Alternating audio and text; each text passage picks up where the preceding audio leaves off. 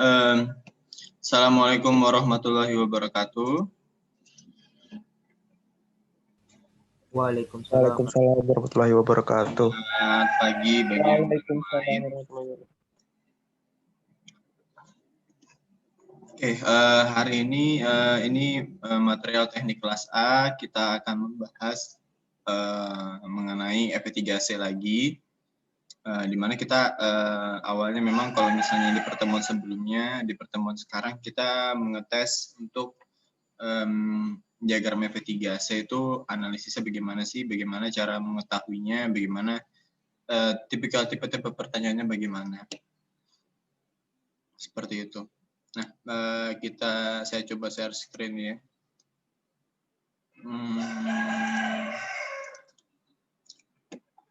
Nah, ini salah satu materi yang saya juga bawakan di kelas B.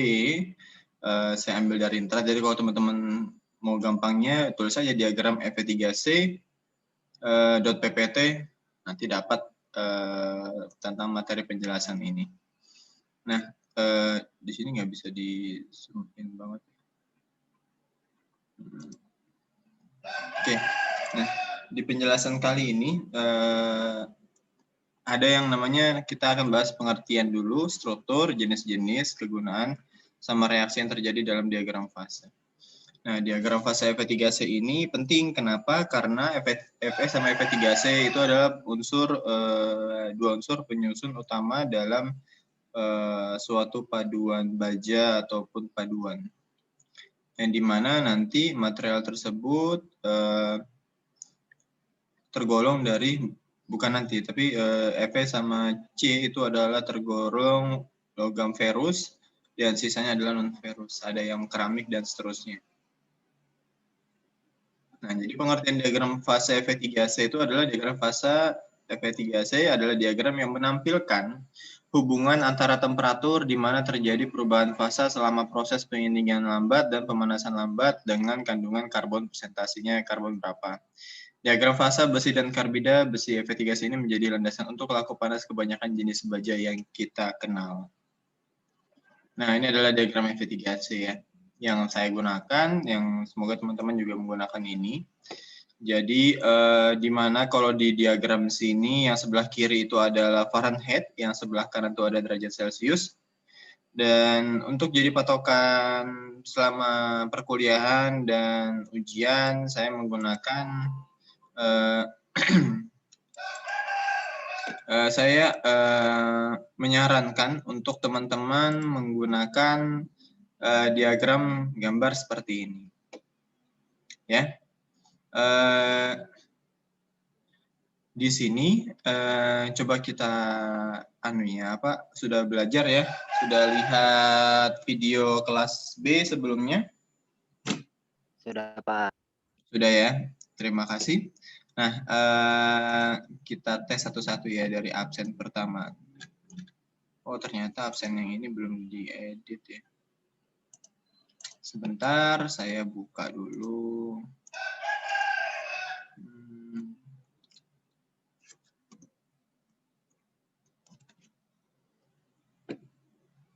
Ada absensi. Oh, laptop saya baru sembuh, jadi banyak data-data yang hilang. Save-savean di Mozilla tuh banyak yang hilang, jadi harus nyari lagi.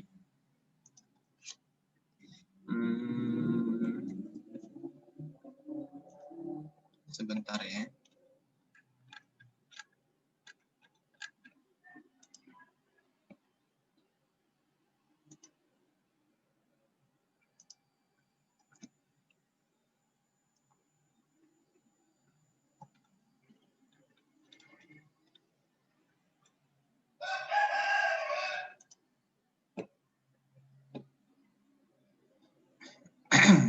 Oke, saya sudah masuk ke absensi.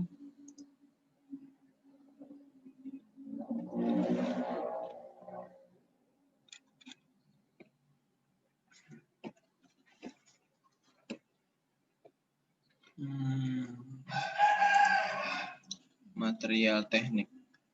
Ya, kelas A. Oke. Kosong ya? Oh, masih working. Oke, Abrim Triputra ada? Abrim Triputra?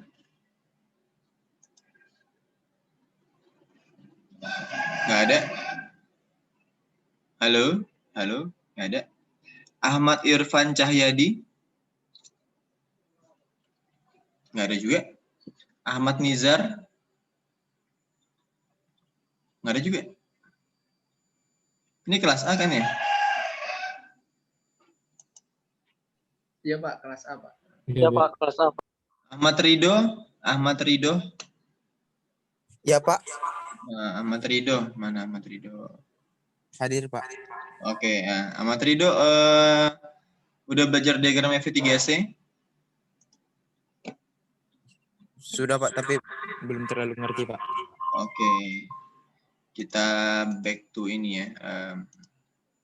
Diagram FV3C itu kan sumbu Y-nya adalah temperatur, sumbu Z-nya adalah persentase karbon. Pertambahan jumlah karbon atau persentase jumlah karbon terhadap kelarutan Fe ya. Jadi karbon itu ukurannya sangat kecil, Fe itu agak besar. Jadi karbon yang larut dalam Fe itu seberapa banyak deh. Nah, mana tadi? Ahmad Ridho, kalau misalnya ada pertanyaan kayak gini, saya tulis di sini deh, ditulis. Ini kelihatan ya, diagram FV3C-nya ya. Kelihatan Pak. Nah, misalnya pertanyaan seperti ini ya. Tentukan fasa yang terjadi pada kondisi 4,3% karbon sampai dengan 6,67% karbon di bawah garis A1.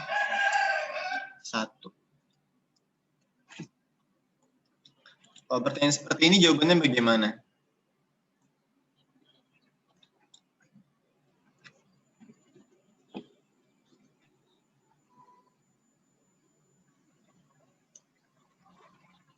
Halo?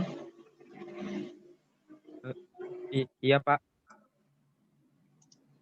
Nah, kalau tentukan fasa yang terjadi pada kondisi 4,3% karbon sampai dengan 6,67 karbon di bawah garis A1.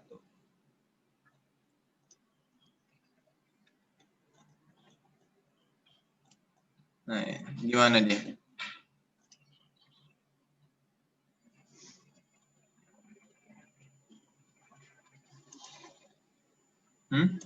Apa yang terjadi?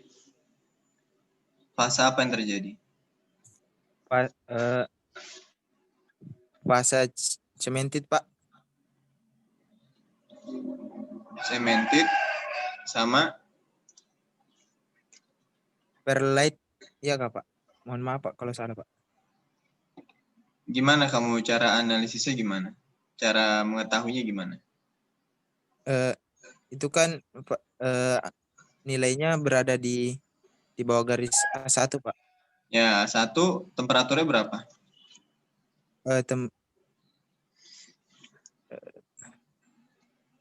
Ini temperaturnya A1 temperaturnya 333 Fahrenheit. Oh, itu garis A1-nya Pak maksudnya. Garis A1 tuh temperaturnya berapa? 333 Fahrenheit Pak. Lihat dari mana 333 itu? Itu di sebelah kiri. 333.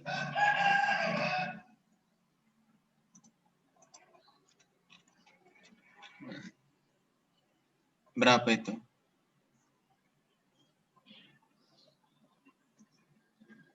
(333) atau berapa?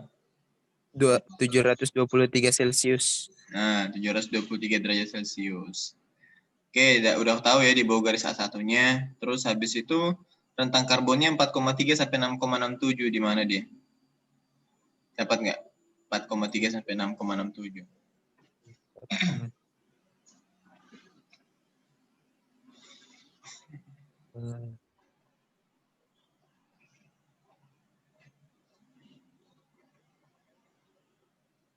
Karbon.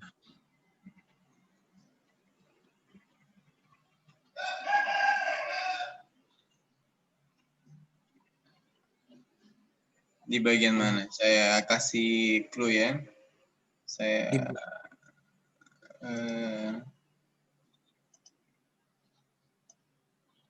di daerah sini atau di daerah sini atau daerah sini. Di daerah mana?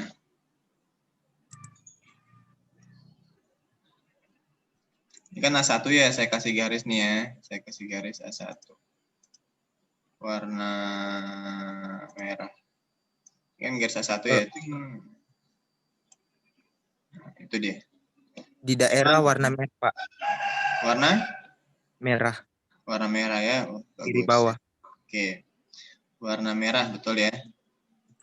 Gimana unduhnya? Oke. Nah, jadi yang betul itu adalah di warna merah ya, daerah sini ya. Nah, di daerah sini itu kan memang kalau di gambar tidak ada kelihatan sama sekali ini fasanya fasa siapa ya. Tapi bisa diketahui dari kondisi fasa di atasnya sama fasa di kirinya. Perlu diketahui bahwa ini kok nggak mau bahwa di fasa di bawah A1 antara 4,3 sampai 6,67 di sebelah kirinya itu ada cemented, perlit, dan transformasi ledeburit ya. Nah, 3 fase yang ada di daerah ini itu kita ketahui sebelah bagian kanan atau 6,67 itu adalah cemented ya. Daerah cemented. Kok nggak kelihatan ini? Nah, daerah cemented. Terus kemudian di sebelah kirinya lagi ada perlit. Tapi kita harus tahu perlit itu kan gabungan dari alfa plus Fe3C. Berbentuk lamena-lamena ya kan. Kayak barisan-barisan alfa, Fe3C, terus gitu. Nah, si alfa ini memiliki batas melarutkan karbon hingga ke permukaan sampai dengan 2%. Jadi, Fer itu cuma sampai 0,83. Tapi ketika dia bergabung dengan perlit, dia mampu melarutkan karbon sampai dengan 4,3%. Jadi, si perlit ini setelah dari 4,3 nggak bisa lagi melarutkan karbon ke permukaan, mengangkat karbon ke permukaan, sehingga dia akan hilang dan tertutup. Makanya perlit tidak masuk dalam kategori zona 4 sampai 4,3 sampai dengan 6,67. Nah, terus kemudian ada transformasi ledeburit. Ledeburit itu seperti yang teman-teman tahu, itu terdiri dari gamma plus Fe3C. Nah, gamma Fe3C simbolnya kan sudah tahu ya, kayak gitu ya.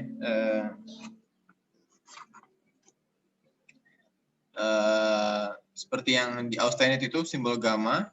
Nah, gamma plus Fe3C itu di atas garis A1 memang masih terbentuk ledeburit. Tapi ketika dia di bawah A1, dia akan terbentuk yang namanya transformasi ledeburit. Nah, kata-kata istilah seperti itulah sampai digunakan hingga batas 6,67.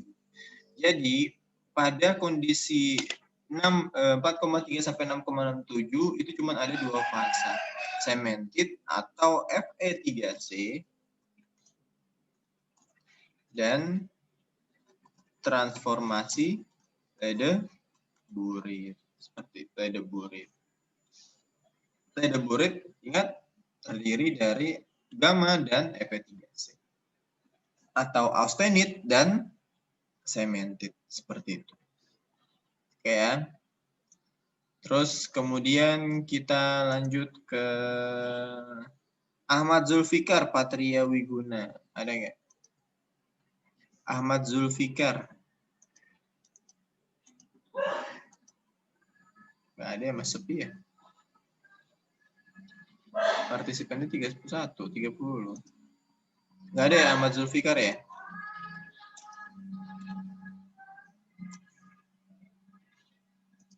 Halo?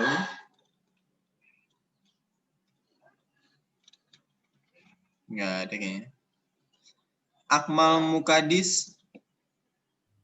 Hadir, Pak. Oke, Akmal. Hadir. Akmal, mana tadi ya? Ini kelihatan ya diagram FV3C-nya ya. Saya kecilkan dulu. Nah, diagram FV3C ini kan mungkin Akmal sudah lihat videonya ya. Jadi ada garis A1, terus kemudian ada garis A2 dan ada garis A3. Garis A1 temperaturnya 723. Tapi kalau misalnya garis A2 itu temperaturnya berapa? Akmal Mukadis. Garis A2 ya. Ya, A2. 1130 Celcius, Pak. Derajat Celcius. 1000 berapa? 1130. Oke, lainnya di bagian itu bukan 1000 bukan garis A2. Yang ini, Pak. 760, Pak. 760. Oke, 760 ya. Kok bisa juga kalau misalnya Akmal tahu caranya. Jadi 910 dikurang 723 dulu kan. Jadi jarak sepertiga dari antara selang itu adalah nilainya si A2. Itu adalah sering digunakan. Tapi 760 pun nggak apa-apa. Itu A2 ya. Garis A2 itu apa? Akmal? Garis A2.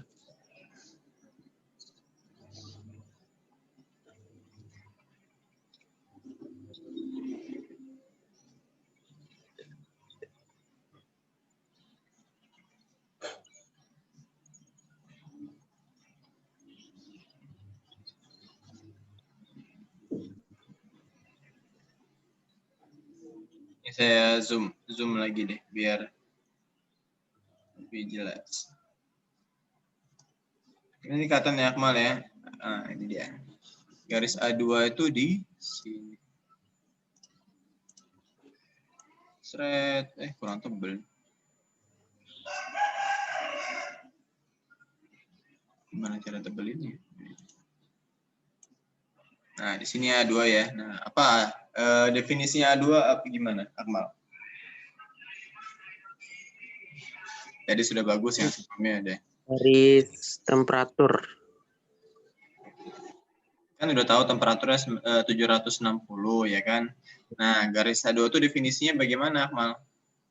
Dari sini kita bisa lihat ya, ada tulisan magnetik 141 Fahrenheit ya kan. Poin A2. Nah, itu sudah itu clue-nya itu. Jadi kalau misalnya dibuat kalimat bagaimana? Garis A2 terjadi transformasi magnetik, Pak. Transformasi magnetik. Magnetik itu maksudnya sifat apa itu? Magnetik sifat.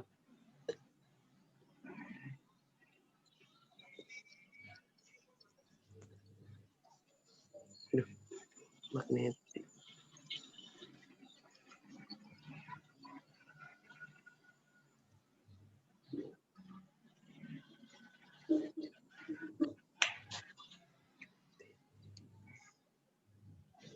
Maksudnya apa? Magnetik itu kan iya, sifat kemagnetan. Nah, sifat kemagnetannya itu kalau misalnya dilihat di daerah A2, kan kita bisa lihat ya, Akmal ya. A2 itu adalah garis fasenya alfa plus gamma ya. Ini kan bisa dilihat di sini kan ada alfa sama gamma. Artinya ada ferrit plus austenit. Nah, dari garis tersebut siapa yang memiliki sifat magnetik? Akmal. Ferrit, Pak. Ferrit. Salah ya. Jadi yang memiliki sifat kemagnetan itu adalah si gamma. Gamma itu memiliki struktur FCC ya. Kan udah tahu ya. Kan kalau delta yang atas ini masyarakat ke atas ya. Nah, kalau yang ke atas ini nah, kalau ke atas ini kan ini delta, ini gamma, ini alfa. Nah, ini kan BCC, FCC, BCC kan. FCC itu dia kan jumlah atomnya ada 4. Nah, jumlah atomnya ada 4 itu memungkinkan dia bersifat magnetik. Unsur magnetik. Nah, sehingga batas dari A2 ini adalah kondisi di mana suatu material, kondisi di mana suatu fasa alfa dan gamma mengakhiri batas sifat kemagnetisannya. Jadi, magnetisasinya hanya terjadi ketika gamma 100% sampai dengan 760 derajat Celcius dalam kondisi hypoeutectoid. Setelahnya, si gamma ini akan bertransformasi dengan si alfa, ya kan? Bertransformasi dengan si alfa, terus kemudian si gamma ini akan terperangkap dengan alfa hingga nanti dia ketemu Fe3C dan memecah jadi perlit dan ferit seperti itu. Jadi batas kemagnetisasinya itu cuma sampai 760. Jadi itu definisinya kurang lebih. Kalau misalnya buat kalimat singkat adalah garis A2 adalah garis di mana kondisi suatu fasa alfa dan gamma mengalami batas kemagnetisasiannya atau batas sifat magnetisnya cuma sampai 760 derajat Celcius. Selebihnya dia akan mulai menurun lambat laun dan hal tersebut akan mengurangi kemagnetisannya. Sifat kemagnetisasiannya itu tidak sampai 0% ya. Semua logam itu kan bisa bersifat magnet, ya nggak Akmal? Iya, Pak. Nah, kayak misalnya saya punya magnet ini terus kemudian nempel ke logam ya pasti lengket. Nah, itu kan sifat kemagnetisasiannya. Nah, sifat kemagnetisasiannya itu mulai berkurang atau mulai anggaplah dia banyak orang tuh mengatakan itu dianggap 0. Tapi ada juga yang mengatakan itu mulai berkurang. Jadi kalau saya tuh lebih tepatnya mulai berkurang, tapi ya masih ada. Tapi tidak semaksimal di atas garis A2 tersebut. Di bawah garis A2 udah mulai mengalami penurunan sehingga namanya magnetic point gitu. Seperti itu. Oke, terus kemudian ada Alfandi Muhammad Farhan. Hadir, Pak. Oke, Alfandi. Udah makan Alfandi? Sarapan? Belum. Belum. Nanti habis ini sarapan ya. Ini saya lagi cari cara buat clear all drawings. Oh, ini caranya. Nah, kalau misalnya ada pertanyaan seperti ini lagi, gimana caranya? Ya.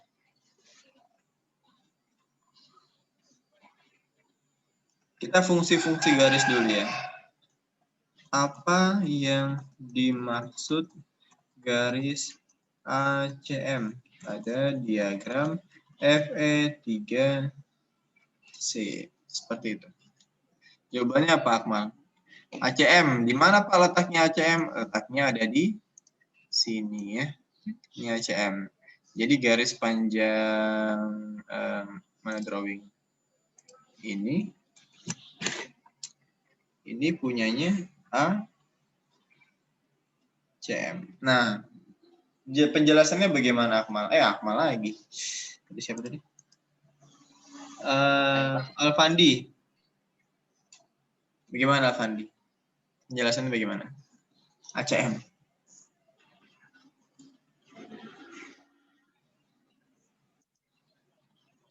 Alfandi.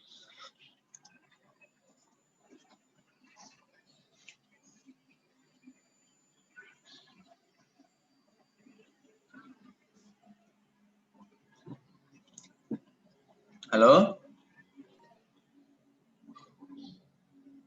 Alfandi hilang ya? Ya, Ya. jadi Pak, garis ACM itu garis kelarutan karbon untuk austenit atau gamma. Jadi apabila melewati garis ACM itu berarti karbonnya sudah terlarut dan berubah menjadi selain austenit, yaitu cemented. Gimana maksudnya?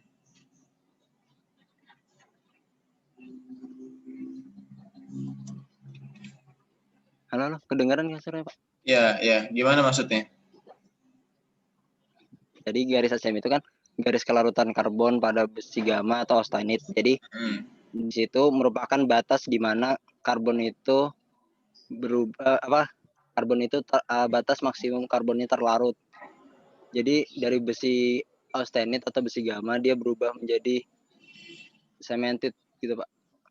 Oke. Nah, penjelasannya penjelasan tadi siapa tadi? Kok sore hilang lagi? Saya Pak. Oke, Alfandi ya. Nah, kalau misalnya ya dari penjelasan Alfandi, memang betul kalau tanya, apa ini maksud garis ACM? Garis ACM kita bisa ngomong, oh garis itu terletak di antara temperatur 1130 derajat Celcius sampai dengan 723. Dengan jarak rentang, aduh mana nih? Kok nggak mau turun ini? Dengan jarak rentang karbon 0,83 sampai 2%. Jadi itu salah satu deskriptif yang bisa dimasukkan ke definisi. Garis ACM adalah garis yang terletak di antara 0,83% sampai dengan 2% karbon dan berada di antara temperatur 1130 derajat Celcius dan 723 derajat Celcius. Nah, terus kemudian kita harus mengetahui juga kondisinya si ACM di diagram Fe3C ini bagaimana. Kita anggaplah kasih warna ini. Memang kalau misalnya lihat ACM ya kan A batasnya, C itu adalah cemented, di mana garis ini itu mendefinisikan kondisi awal pembentukan cemented ya. Definisi pertama yang warna garis merah ini kita bisa buat definisinya adalah awal pembentukan cemented ya. Dan juga menjadi awal terbentuknya ledeburit atau austenit yang terikat secara substitusi dengan cemented sehingga menjadi ledeburit. Nah, terus kemudian terhadap austenit itu bagaimana? Kita kasih garis yang berbeda.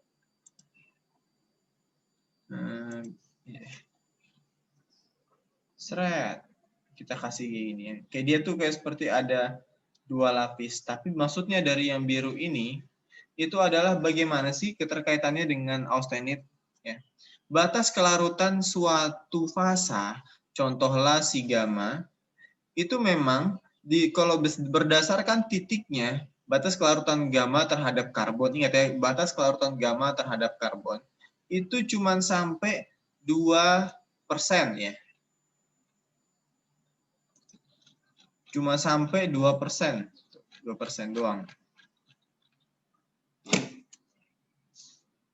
Terus kemudian bisa juga garis ini itu menandakan batas kelarutan austenit, batas melarutkan karbon, batas kelarutan austenit melarutkan karbon. Batasnya bagaimana? Batasnya ada di rentang temperatur 1130 sampai dengan 723 derajat Celcius. Nah, itu adalah batas melarutkan ya. Kenapa? Karena batas kelarutan itu cuman sampai terhadap kondisi maksimal si pelarut itu melarutkan yang terlarut. Kan ada solut sama solvent, pelarut sama terlarut. Pelarut itu ada batasnya juga melarutkan yang terlarut 100%. Nah, kalau berdasarkan titiknya dan temperaturnya, austenit itu cuma mampu melarut padatkan sempurna sampai dengan 2% karbon. Tapi kalau misalnya berdasarkan turunnya temperatur, dia akan semakin turun ya. Kalau misalnya gini semakin mundur dia. Sampai dengan 0,83%. Tunggu sebentar.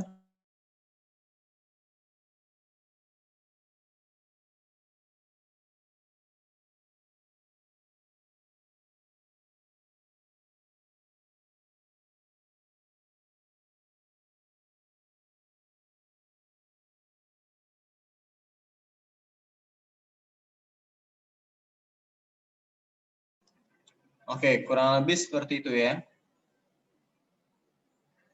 Jadi definisinya, pertama, kondisi letaknya garis ACM itu di mana harus dijelaskan.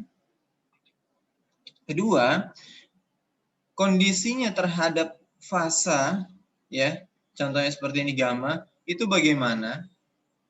Kalau terhadap gamma, artinya gamma melarut padatkan karbon, itu cuma sampai dengan garis melarut padatkan sempurna ya, melarut padatkan karbon sempurna ya, itu cuma sampai dengan garis ACM. Sisanya austenit itu akan bertransformasi menjadi grain size tersendiri, di mana dia akan ditemani dengan ledeburit dan cementit. Dan kalau untuk ACM sendiri itu juga merupakan batas awal, awal pembentukan fasa cementit seperti itu.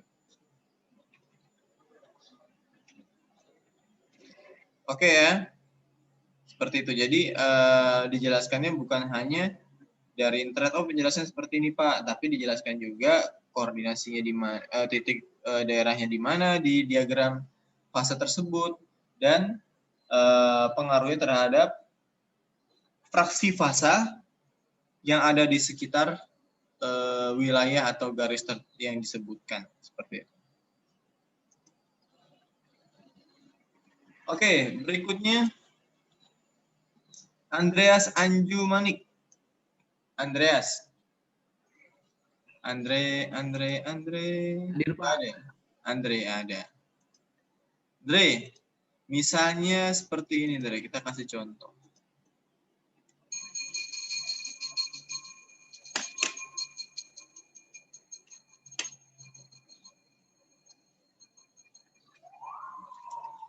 Temperatur equilibrium pada peritektik di diagram Fe3. Berapa temperaturnya?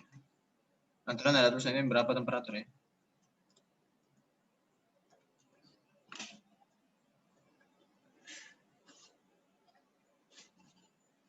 Berapa?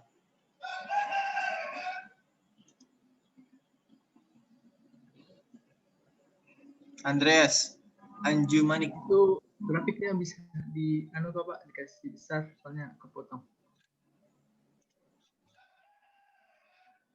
Saya zoom out gimana ya?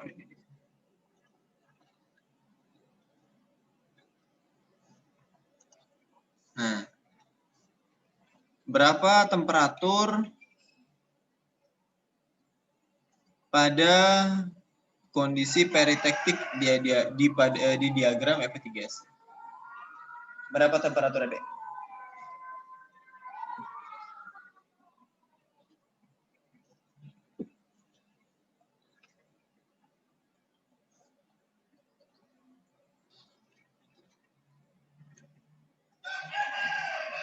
Tadi yang sebelumnya sudah bagus jawabannya. Nanti tolong dirapikan lagi kalimatnya. Oke. Berapa temperaturnya peritektik? 1492 derajat Celcius, Pak.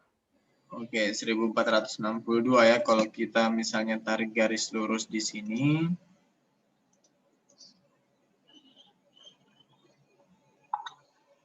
Gimana kimiawan ini? Kita pastikan lurus atau tidak, ya kan? Ya, anggaplah segini lah ya. 1462. Itu 492 derajat Celcius. Nah, ini adalah kondisi peritektik. Karena kita harus tahu rumusnya, skema peritektik bagaimana, peritektoid bagaimana, eutektik bagaimana, eutektoid bagaimana. Kalau eutektik, kita pasti ketemu fase liquid. Tapi kalau misalnya eutektoid, kita nggak akan ketemu fase liquid. Kita akan ketemu semuanya solid, dan solid. Ketua solid lagi. Apa namanya? Fase solid. Nah, garis peritektik itu memiliki fase tunggal, yaitu liquid, delta, dan gamma. Untuk temperaturnya bisa nanti teman-teman cari di internet. Untuk temperatur batas kelarutan delta itu berapa? Batas terus kemudian sampai dengan baris yang ujung ini berapa nilainya. Nah, pada diagram F3C bisa juga dipertanyakan berapa banyak garis solus pada diagram tersebut.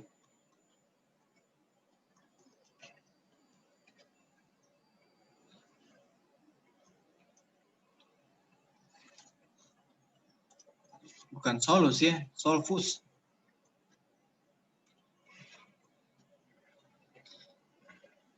Yang menjawab si Ardan. Ardan ada? Hadir, Pak. Nah, Ardan, berapa dan yang kamu tahu jumlahnya garis solvus pada diagram F3C?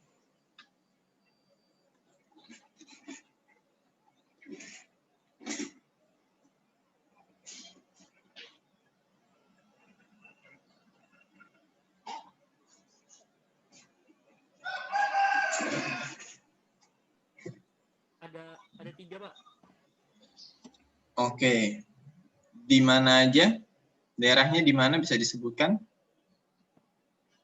Yang di suhu 723 derajat Celcius, terus Di mananya? 1000.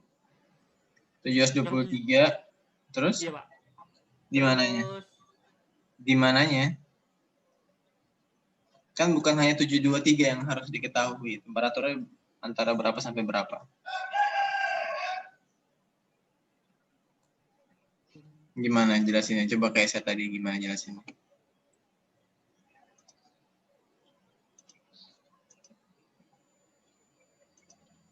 Di mana tadi? Solvus di mana?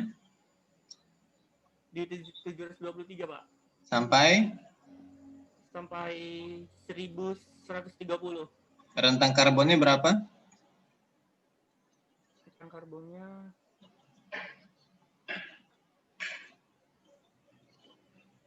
salah Pak, Pak. Sampainya sampai 1492, Pak.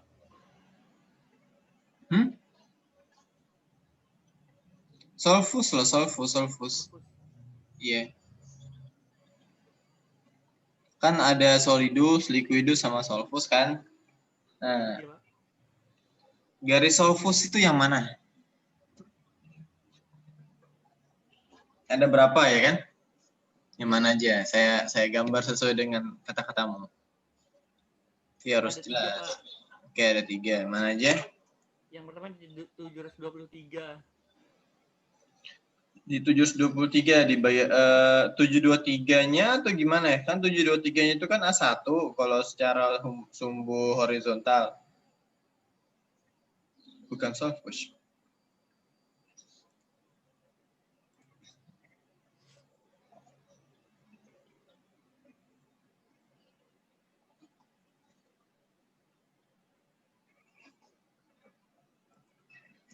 Oke, skip yang satu ini. Yang satu lagi di mana solvusnya? Di 1130, Pak. 1130 di mananya?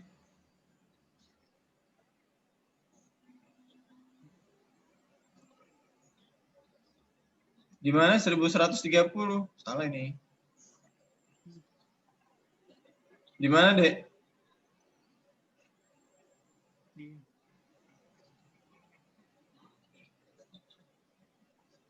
Oke ya.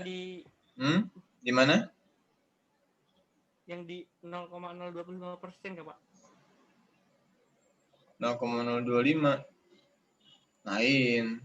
Kan atasnya solid gamma. Oke ya. Nanti belajar lagi ya. Nah, kalau garis solvus ya, garis solvus kan sudah teman-teman tahu di materi PPT sebelumnya. Nah, kalau dilihat yang ini kan liquidus nih. Ada saya kasih gambar warna biru itu liquidus ya. Satu liquidus ada 1, 2, ini kan berpisah pojokannya itu kan saya chat. Ini adalah liquidus, ada 3 Pak. Terus kemudian kita nyari solidus. Mana aja? 1, 2, aduh bengkok lagi. 2 doang. Terus kemudian kita cari yang namanya garis solvus ya. Kita kasih warna hijau. Aduh, kenapa ini? Di mana aja? Ada 1. Nah, pernyataannya bagaimana harusnya? Nah, terletak di antara 0,008% karbon sampai 0% karbon sampai dengan berapa itu kira-kira, lebih besar 0,5%. Di atas temperatur 1400 derajat, di atas temperatur 1400 derajat Celcius, di bawah 1492 derajat Celcius ya. Seperti itu memberikan koordinasinya. Jadi berdasarkan sumbu X sama sumbu Y, gampang jadinya. Terus kemudian kita mencari garis solvus yang lain ya. Yang mana? Di sini ya. Ini garis solvus. Oh, itu bukannya garis ACM, memang garis ACM awal pembentukan sementit, tapi dia juga termasuk garis solvus. Kok bisa?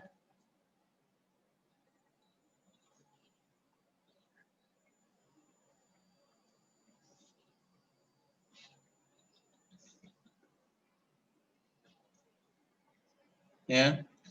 Dia adanya di sini, padahal ini garis ACM. Karena letaknya memang habis setelah liquidus, solidus, dan baru solvus. Jadi garis ACM awal pembentukan sementit itu sama dengan garis solvus. Oke. Jadi garis solvus ada berapa? Ada 2. Oh, di sini bukan. Kan memang biasanya habis dari garis kesetimbangan kita menemukan ada garis lagi, yaitu yang namanya solvus, Pak. Tapi itu bukan ya. Karena atasnya apa? Atasnya adalah ada gamma. Nah, memberikan koordinasinya seperti apa? Garis solvus terletak di antara 0,83% karbon sampai dengan 2% karbon. Dan dengan rentang temperatur antara 1130 derajat Celcius sampai dengan 723 derajat Celcius. Seperti itu ya.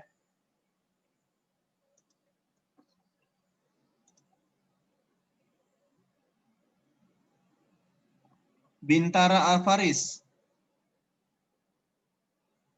Bintara. Iya, Pak. Oke, Bintara. Kalau apa ya?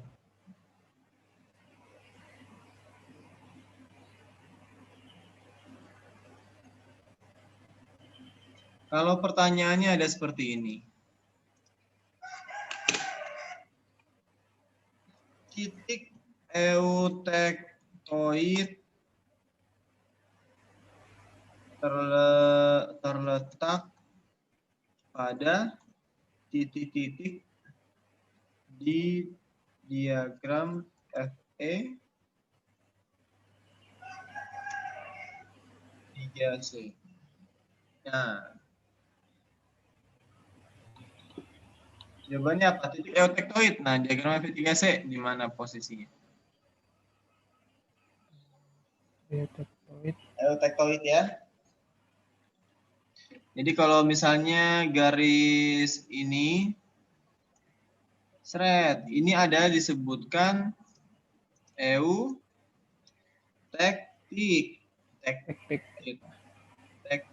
Kok tekit sih? Eutektik. Nah, ini.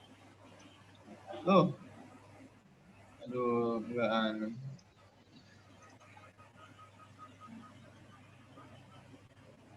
Terus kemudian garis yang ini saya kasih warna selain hijau deh.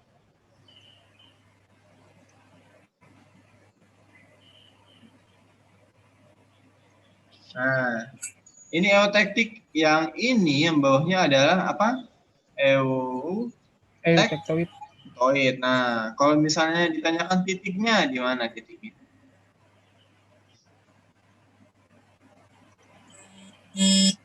Aduh.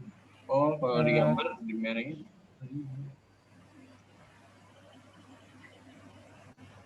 Berapa? Titiknya di mana? Kalau misalnya ditanyakan titik, artinya koordinatnya kan? Nah, koordinatnya coba disebutkan.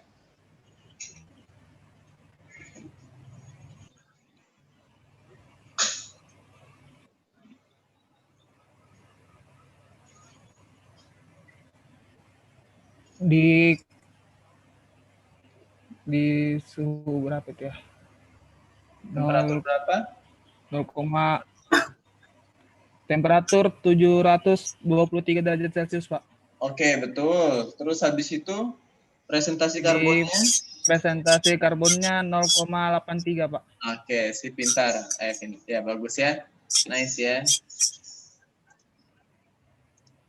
Ya, di sini ya. Kalau misalnya tanyakan titik eutektoid atau eutektoid point di mana? Di sini. Terus kemudian ini garis apa? Ini garis penjelasannya kalau misalnya dia mengalami proses pembekuan atau pendinginan. Ini garis eutektoid, yang ini yang di atasnya adalah garis eutektik. Sorry, titik eutektik. Nah, garis kesetimbangan itu definisinya apa? Kondisi di mana suatu Fe terhadap karbon tidak dipengaruhi yang namanya tekanan, komposisi, dan temperatur. Dalam kondisi cooling curve, seiring dengan bertambahnya waktu, material tidak akan dipengaruhi tekanan, komposisi sama temperatur. Seperti itu ya definisi dari garis equilibrium. Bagus ya. Oke, bagus-bagus semua, yang nggak perlu saya lanjutkan lagi. Tolong dipelajari. Fungsi perlit itu apa? Kalau perlit itu apakah memiliki kekuatan lebih tinggi dibandingkan dengan transformasi ledeburit di bawah garis A1. Kita harus tahu uji tariknya berapa nilainya, terus kemudian hard ability-nya berapa nilainya, dan seterusnya. Sampai sini jelas ya?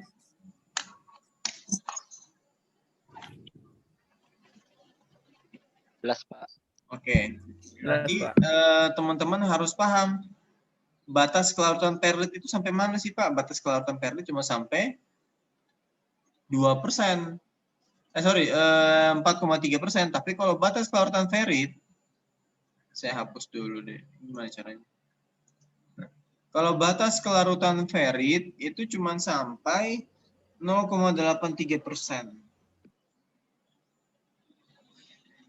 Seperti itu.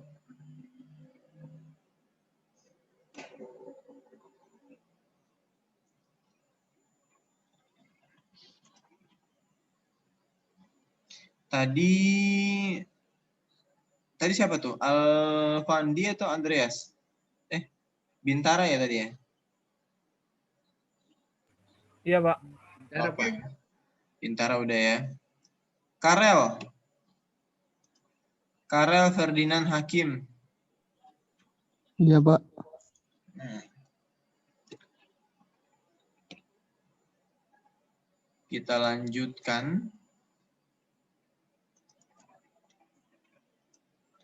Karena sudah paham ya, kalau bagian kiri ini hypoeotektoid, kemudian kanannya ini adalah hypereotektoid, baru yang bawahnya bisa atau sebelah kanannya lagi dikategorikan sebagai cast iron atau besi tuang.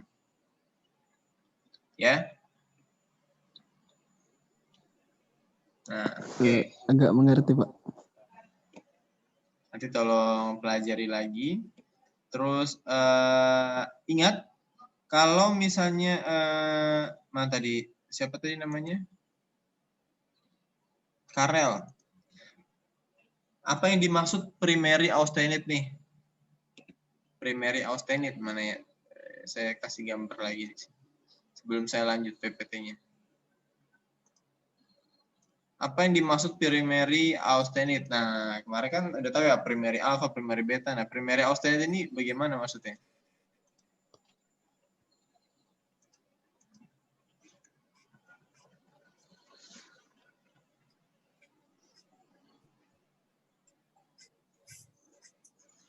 Primary austenite. Austenite primer, Pak. Ya, maksudnya gimana? Kan ada tulisan itu di atas, saya bisa kelihatan ya. Saya zoom lagi deh.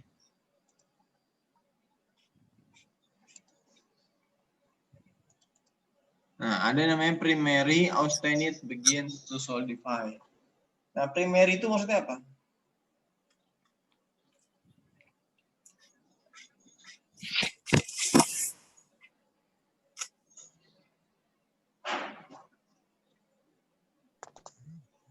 Pak.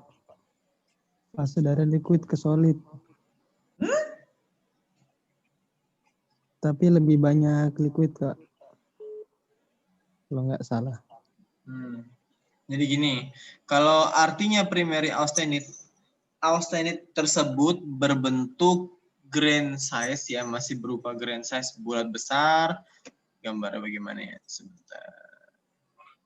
Kalau itu nanti masuknya ke gambar ya. Misalnya seperti ini. Oh jangan deh, jangan pakai ini. Kondo, terus maksudnya gimana? Nah,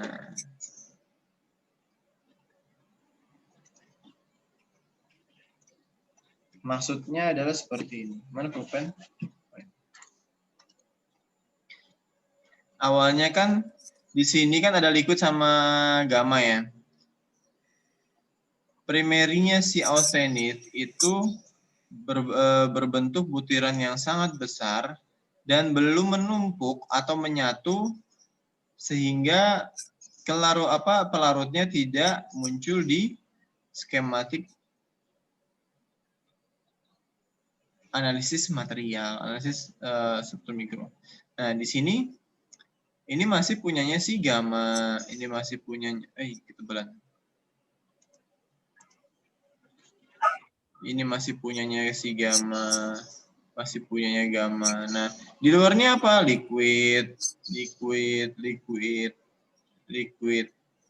Gitu. Seperti itu maksudnya primary austenite adalah yang mendominasi adalah fase austenite-nya, bukan fase liquidnya. Bukan berarti dari liquid bertransformasi ke austenite, ya memang secara perubahan fase memang betul, tapi austenite akan muncul ke permukaan hingga menutupi daerah liquid seperti itu.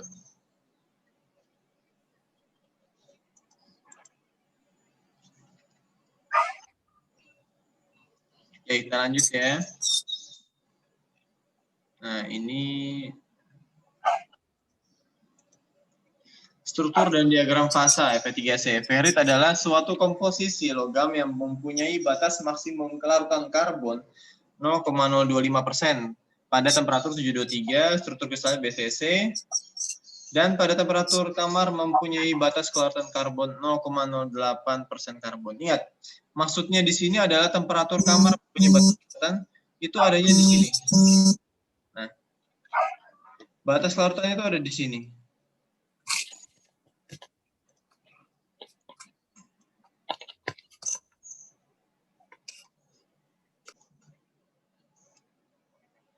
Ya, batas kelarutan temperatur kamar tuh ada di situ yang saya kotakin merah.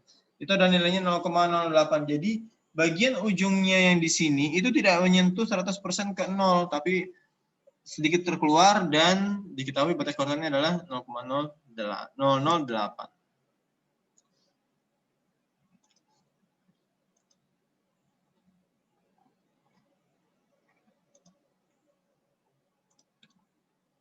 Oke ya, lanjut. Austenite besi gamma. atau gamma adalah suatu larutan padat yang mempunyai batas maksimum kelarutan karbon 2,11% karbon pada temperatur 1148 persentase karbon. Struktur kristalnya FCC, phase center kubik. Cemented ya, besi karbida adalah suatu senyawa yang terdiri dari unsur Fe dan C dengan perbandingan tertentu, mempunyai rumus empiris dan struktur kristal ortorhombik. Ledeburit ialah campuran eutektik antara besi gamma dengan cemented yang dibentuk pada temperatur 1130 derajat Celcius dengan kandungan karbon 4,3%, dan perlit adalah eutektoid mixture dari ferrit dan cemented. Ya, jadi alfa plus Fe3C. Terjadi pada temperatur 723, di bawah 723 dan mengandung 0,8% karbon yang terikat. Ini adalah jenis-jenis diagram fasa. Diagram fasa Fe3C adalah diagram fasa yang paling sederhana dan tekanan temperatur dari zat tunggal seperti itu sumbu diagram berkoresponden dengan tekanan dan temperatur. Diagram pada ruang tekanan temperatur menunjukkan garis keseimbangan atau sempadan fasa antara tiga fase padat cair dan gas. Diagram fase 3D adalah grafik tiga dimensi yang menunjukkan tiga kuantitas termodinamika. Sebagai contoh, untuk sebuah komponen tunggal, koordinat 3D Cartesius dapat menunjukkan temperatur, tekanan, dan volume jenis. Seperti itu. Permukaan untuk fase padat, garis pada permukaan tersebut disebut garis triple, di mana zat padat, cair, dan gas dapat berada dalam keseimbangan. Informasi dari diagram fase Fe3C, fase yang terjadi pada komposisi dan temperatur yang berbeda dengan pendinginan lambat, temperatur pembekuan, dan daerah-daerah pembekuan paduan.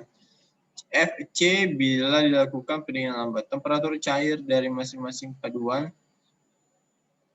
batas-batas larutan atau batas keseimbangannya dari unsur karbon fase tertentu. Reaksi-reaksi metabolik yang terjadi. Inilah informasi diagram fase Fe3C. Nah ini ya.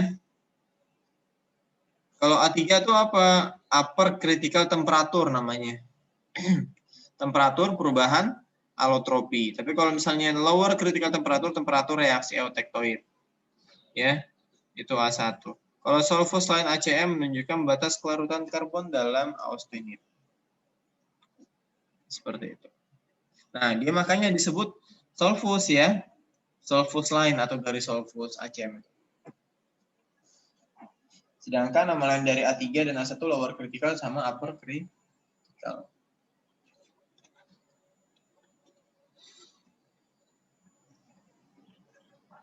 Nah, ini adalah definisi-definisi dari penjelasan reaksi peritektik itu apa, reaksi eutektik itu apa. Reaksi eutektoid, reaksi ini berlangsung pada temperatur 723 derajat Celcius, austenit gamma padat dengan kandungan 0,8% karbon menghasilkan ferrit dengan kandungan 0,025 dan cemented Fe3C yang mengandung 6,67%. Ya, kegunaan diagram fase Fe3C adalah informasi penting yang dapat diperoleh dari diagram Fe3C, memperlihatkan fase-fase yang terjadi pada perbedaan komposisi dan temperatur di bawah kondisi pendinginan yang sangat lambat, mengidentifikasi keseimbangan kelarutan padat satu unsur atau senyawa pada unsur lain. Yang ketiga adalah mengidentifikasi pengaruh temperatur, di mana suatu paduan di bawah kondisi keseimbangan mulai membeku dan pada rentang temperatur tertentu pembekuan terjadi. Mengindikasikan temperatur di mana perbedaan fase-fase mulai mencair.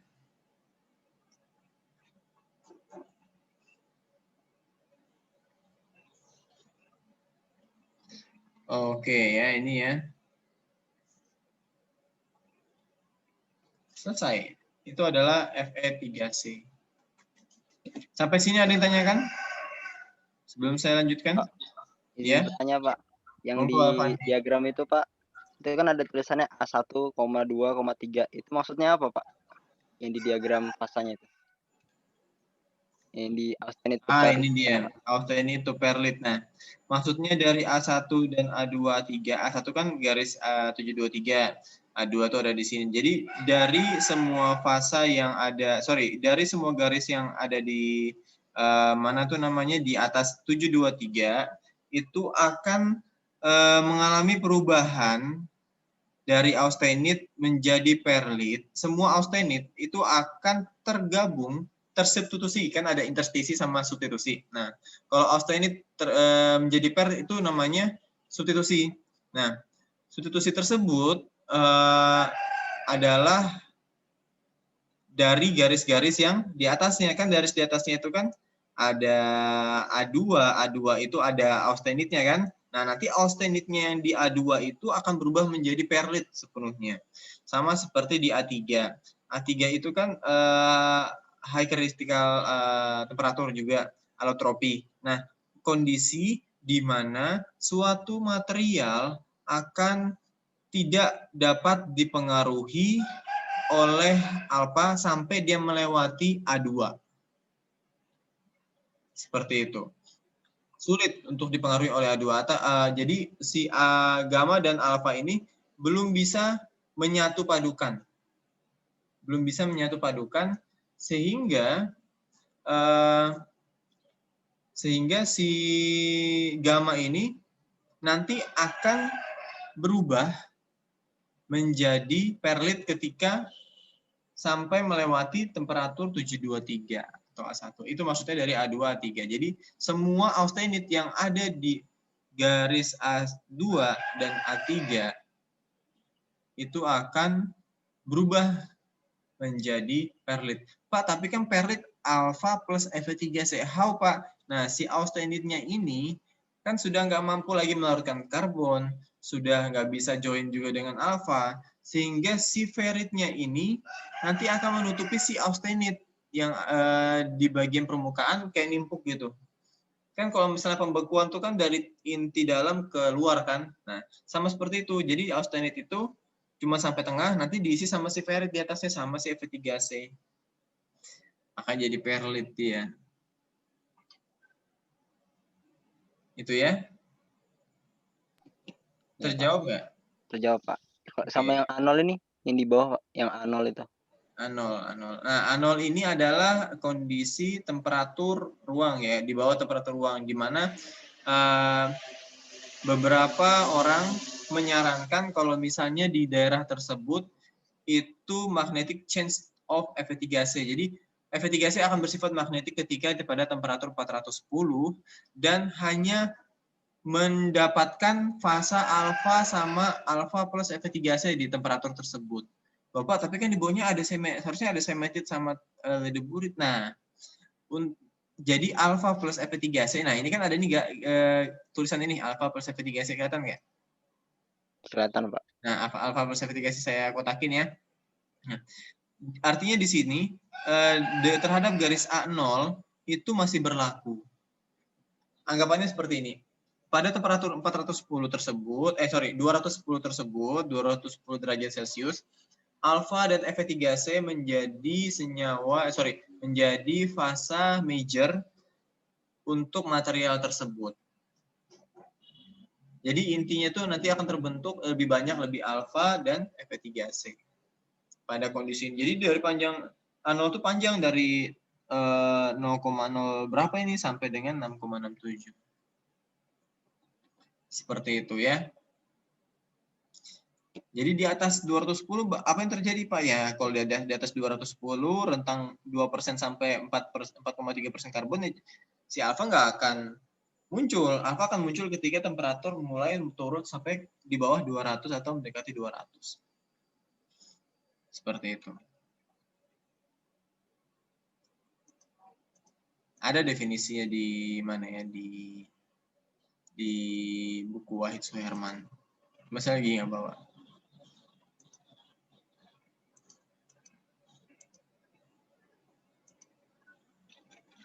Oke.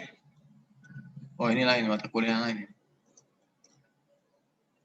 Ada lagi pertanyaan? Nah, kalau teman-teman nanti sumpama ada tugas ya, buatlah diagram FV3C. Nah, diagram FV3C itu saya sarankan gambarnya yang ini. Ya, gambarnya ini. Kalau misal pun teman-teman dapatnya gambar ya, misalkan ketik ya, diagram FV3C di Google. Terus yang keluar ada warna-warninya Pak. Nah, tinggal nyocokin aja. Sumbu Y-nya ini 723 nggak sama dengan yang gambarnya itu. Kalau beda dikit ya nggak apa-apa, tapi kalau beda misalnya bedanya jauh puluhan ya jangan. Hati-hati, kenapa? Karena ada diagram yang namanya FEC sama FV3C.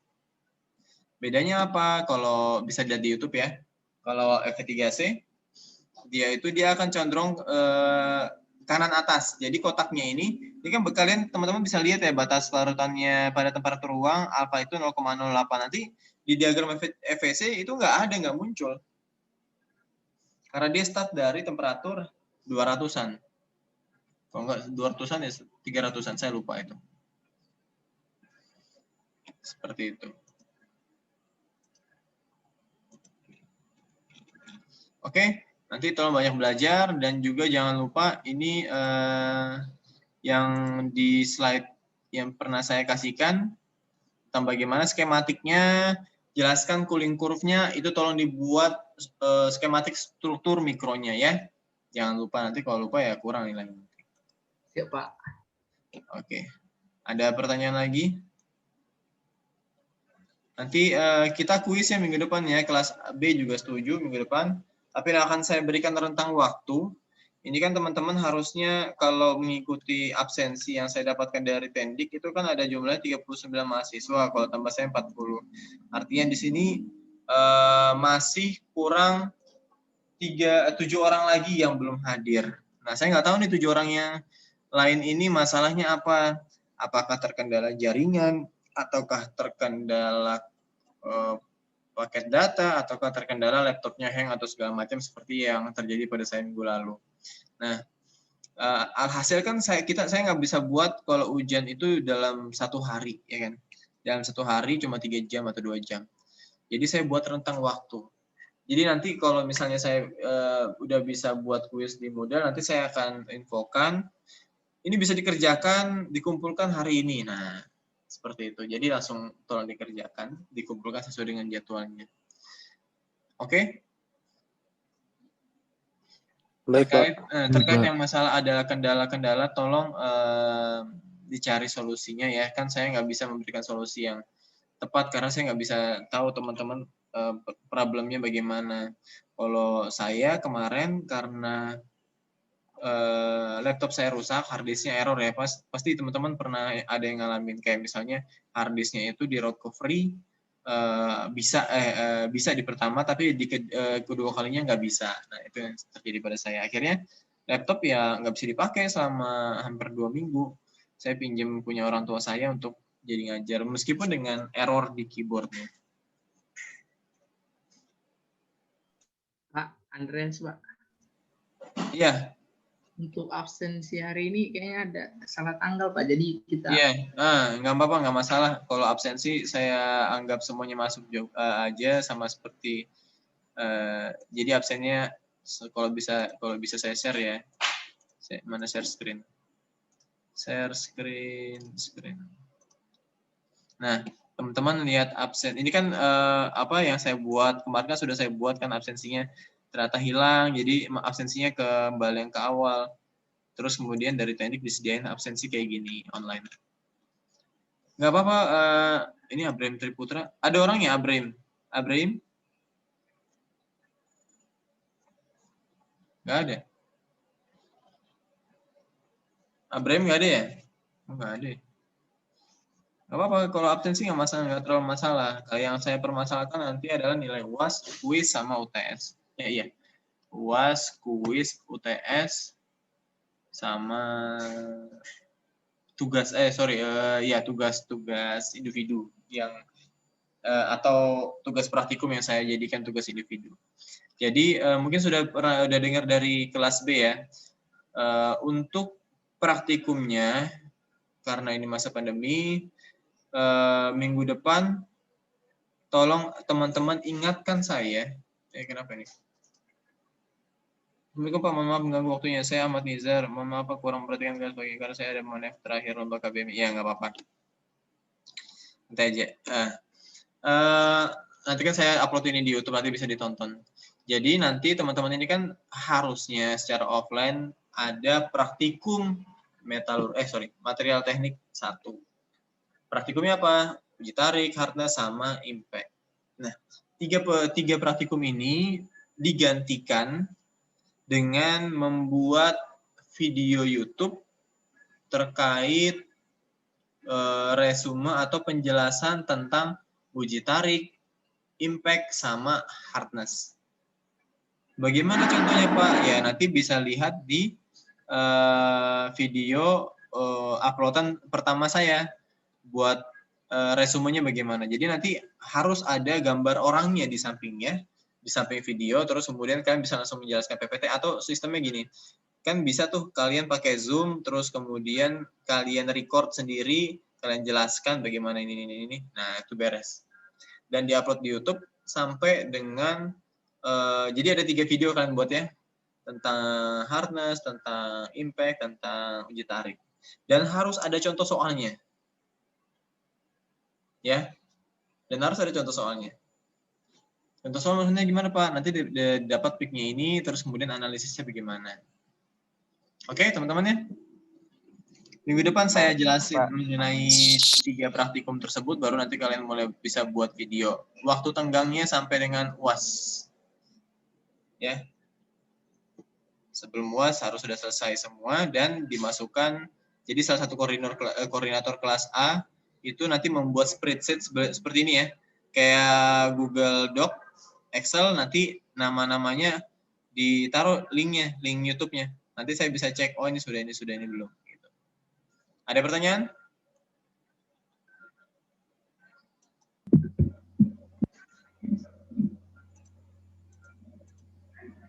Jadi taruh di bertanya Pak, itu ya. berarti individu ya? Yes, individu. Individu upload di akun YouTube masing-masing, kan buat akun YouTube ya sebentar aja gitu kan, sama kayak buat Gmail.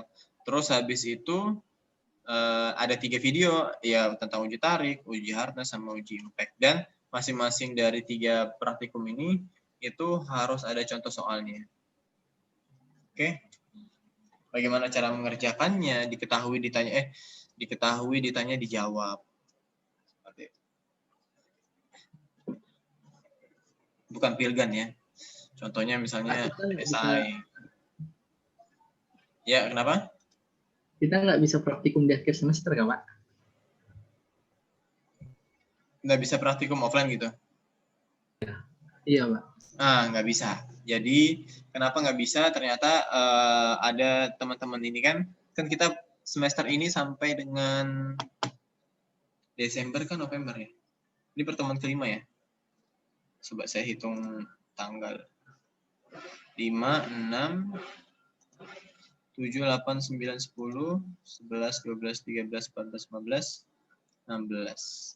Januari. Ya, Pak, mungkin awal Januari. Nah, itu sampai sekarang belum ada tentang kebijakan apakah boleh offline atau tidak, dan juga teman-teman sekarang kan kondisinya ada yang di daerah masing-masing kan.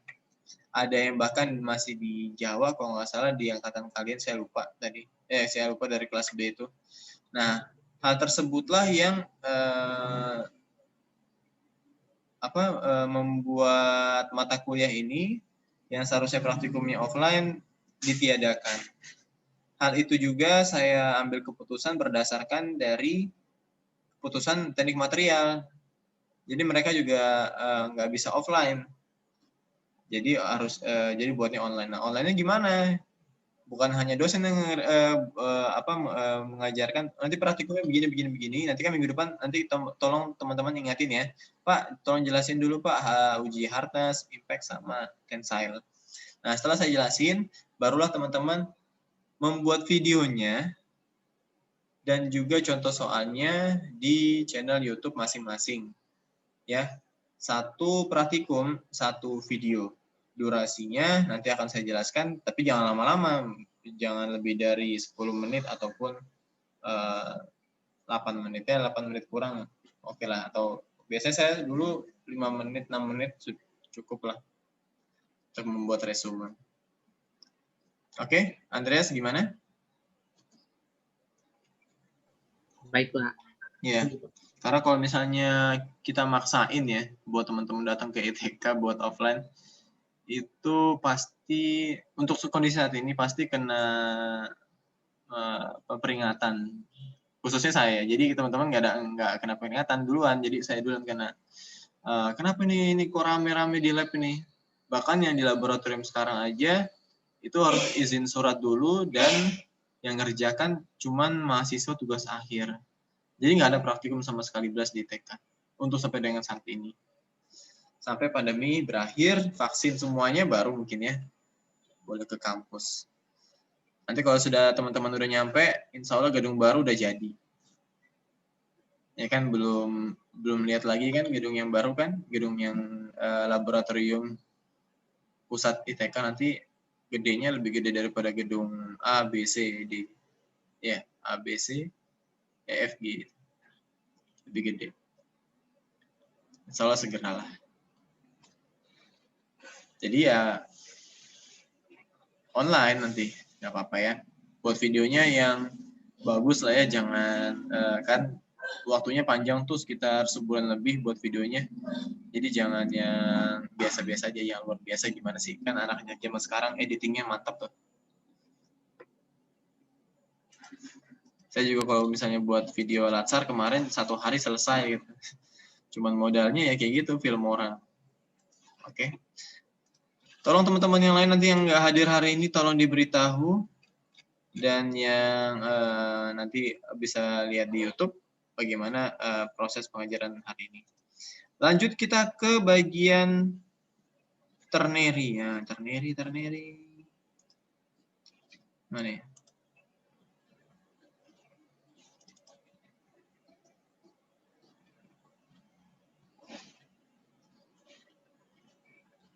Oke, semuanya sudah lihat ini ternary ya.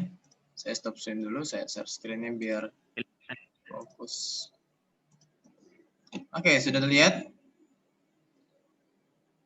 Sudah, Pak. Sudah kelihatan, Pak. Terima kasih. Nah, jadi ada yang harus kita tahu juga di kuis nanti ada ternary ya.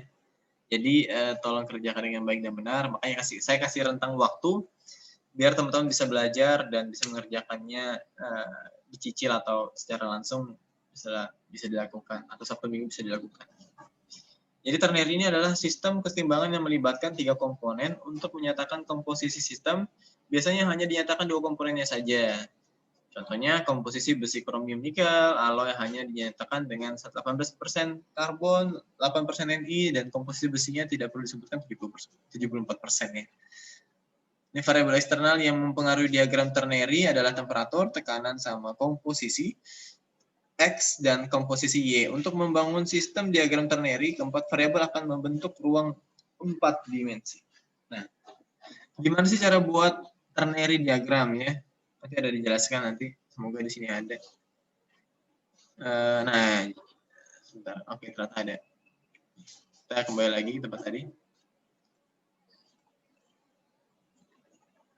Jadi sistem ternary digambarkan dengan menyatakan bidang horizontal adalah komposisi ya, dan seterusnya. Pemotongan 2 dimensi dapat dilakukan untuk keperluan analisis secara horizontal untuk analisis isotermal. Jadi yang segitiga nanti yang teman-teman buat nanti itu adalah 2 dimensinya dari potongan-potongan 3 dimensi yang sudah dibuat.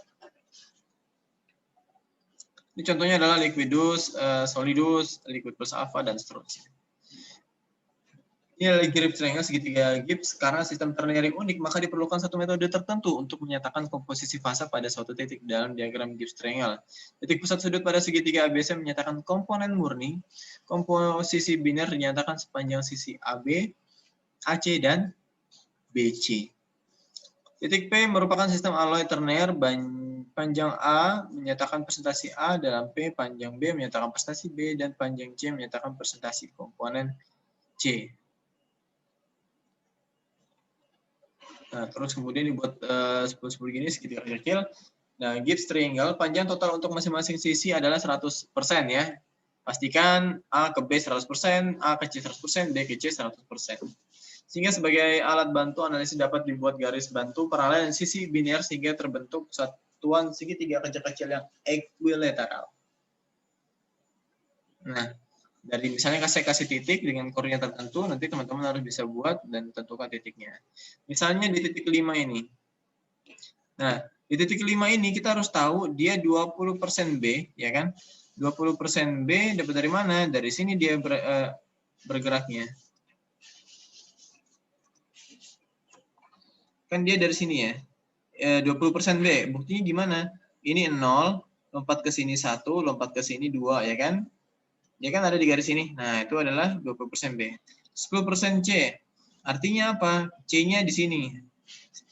Sehingga sisi yang diambil dari sini. 0, lompat sekali 1, ya kan? Tetap di sini. Artinya nilainya adalah 10% C. Dan 70% C, gimana? Dari sini. Dari lompat sekali 1, 2, 3, 4, 5, 6, 7. Nah, seperti itu.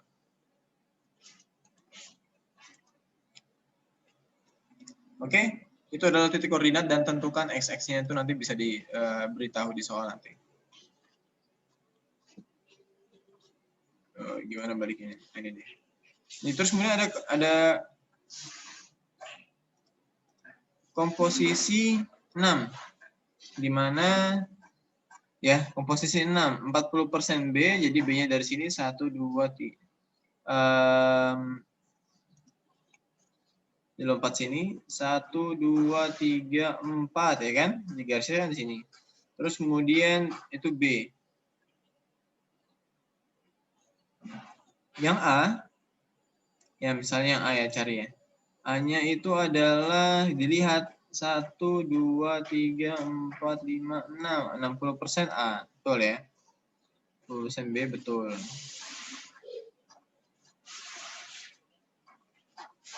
Terus kemudian dilihat C-nya itu adalah berapa itu? 0% C. Jadi titik koordinatnya nanti ini 40 plus 0 plus 60 sama dengan 100%. Dan hasilnya pastinya 100%. Lebih dari 100% salah pasti koordinatnya.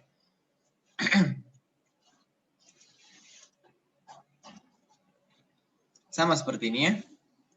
Ingat total dari koordinat itu harus 100%. Lebih dari atau kurang daripada itu salah. Nah, estimate the percentage of each component present individually. The vertex near the component name represent 100% of component, the side opposite the vertex represent.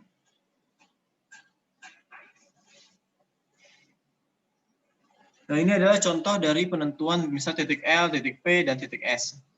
Ya, titik L koordinatnya bagaimana? Diberikan. Titik P atau koordinatnya bagaimana? Titik S koordinatnya bagaimana? Terus kemudian dari situ bisa ditentukan nilai persentase dari solid terhadap titik P berapa persen ya. Nilai titik persentase liquid berapa persen. Nanti bisa pakai tie lines. Nah, diagram 3D-nya itu diambil dari mana sih? Dibuat dari awalnya 2 dimensi. Ya. 2 dimensi. Jadi gambar-gambar yang teman-teman nanti buat. Nah, seperti set. Nah, ini 2 dimensi dulu. Gambar satunya lagi di 2 dimensi, baru kemudian dijoinkan, digabung. Pas digabung, barulah nanti teman-teman bisa menghayal. Oh, ini kayak gini ya bentuknya. Oh, begini ya bentuknya. Oh, ini bisa dipotong, ini enggak. Nah,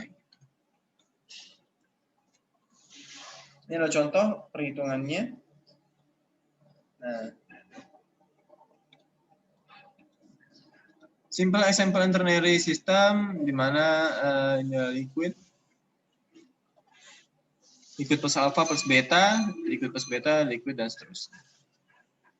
Nah, kalau dipecah-pecah gabungannya seperti ini. Nah, ini adalah potongan isothermal dan identifikasikan fasanya. Oke, nanti bisa dipelajari dan dipahami. Sampai sini ada pertanyaan? Jadi nanti kuisnya itu ada 10 atau mungkin 5 atau lebih. Terus kemudian nanti kalian saya minta buatnya itu di kertas dulu, di kertas HVS kosong itu ya bisa HVS kosong ya. Terus habis itu nanti teman-teman gambar, kerjakan soalnya di situ, ingat diketahui, ditanya, dijawab, terus kemudian baru difoto, baru diupload ya. Saya usahakan seperti itu sistemnya. Karena kalau misalnya sistemnya nulis langsung di tempat, di modelnya takut salah. Oke, itu ternary. Jadi ternary itu awalnya adalah tiga grafik diagram biner yang dijadikan satu, ya, dijadikan satu. Jadi kayak misalnya buat potongan-potongan, tapi dijadikan satu gitu. Seperti itu. Ini baru gambar 3D-nya. Potong pada temperatur sekian, buatlah ininya dan seterusnya.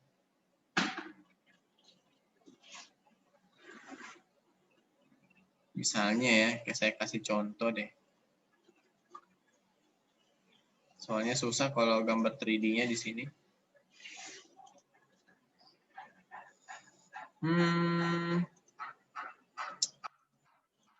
Gambarnya di mana ya?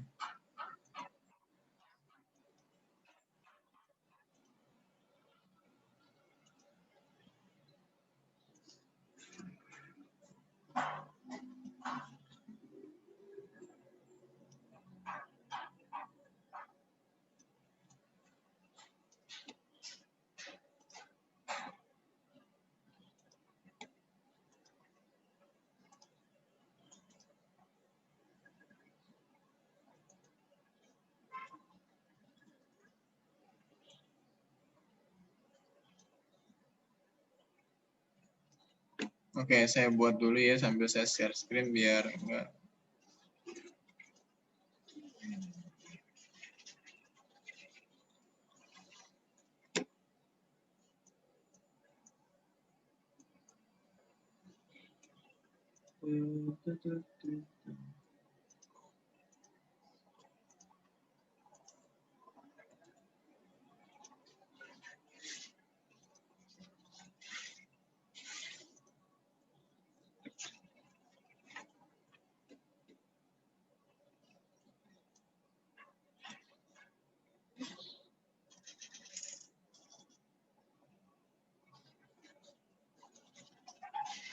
Malah yang besar.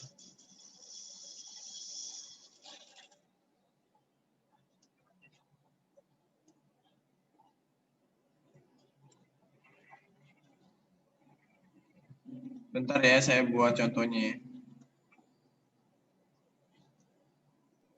Baik, Pak.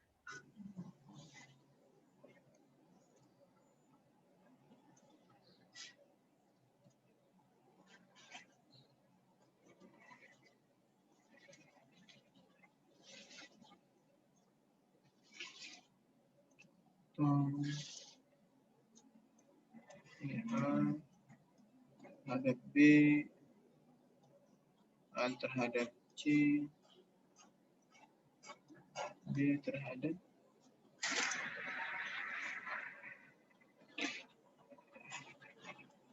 C.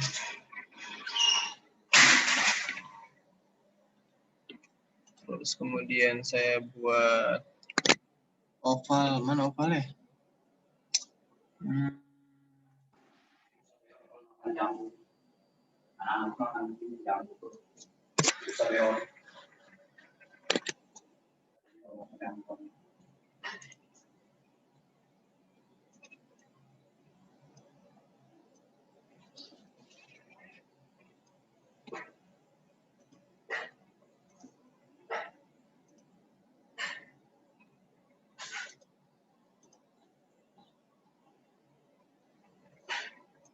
Bentar ya, saya lagi buat ini. Bentar. Ini gimana backgroundnya? Oh, satu background ya mau ya?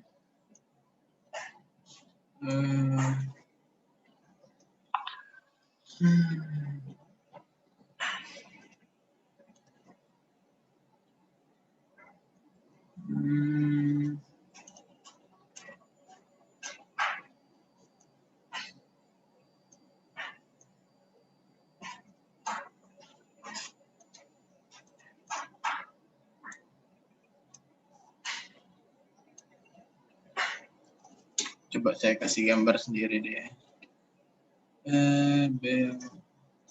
Susah buat kurvnya itu gimana?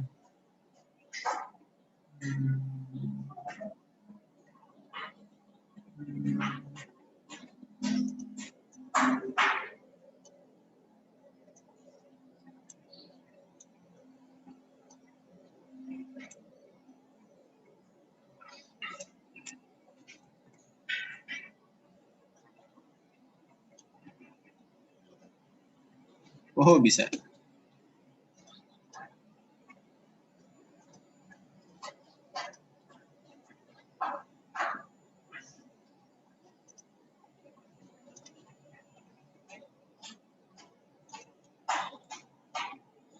Terus di sini saya copy paste. Loh.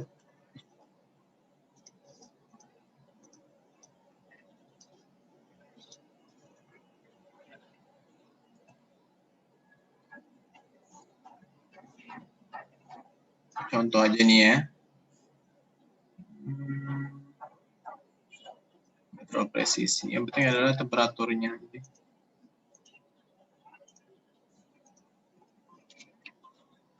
Contohnya 300 derajat Celcius. Yang ini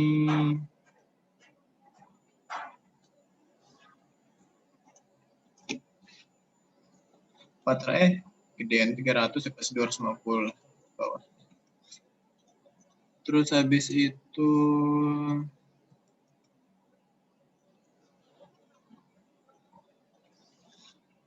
ini contohnya 450. Terus ini 500 derajat Celcius. Baru satunya lagi saya buat mungkin sama kali ya. Berapa ya? 400.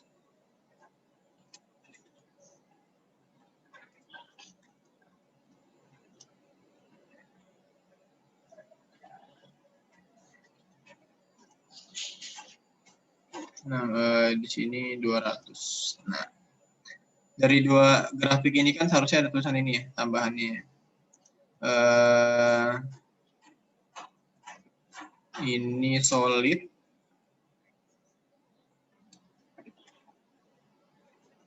Terus ini liquid, kan? Baru kita buat lagi ini solid plus liquid. Ini manual ya. Tidak ada aplikasi yang membantu untuk mengerjakan ini.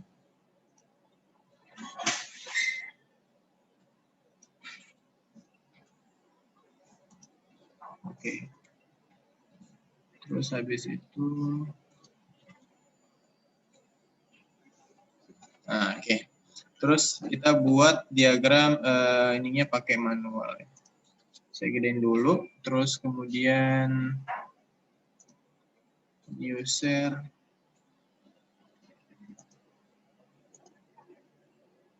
terus saya buat denote-nya deh.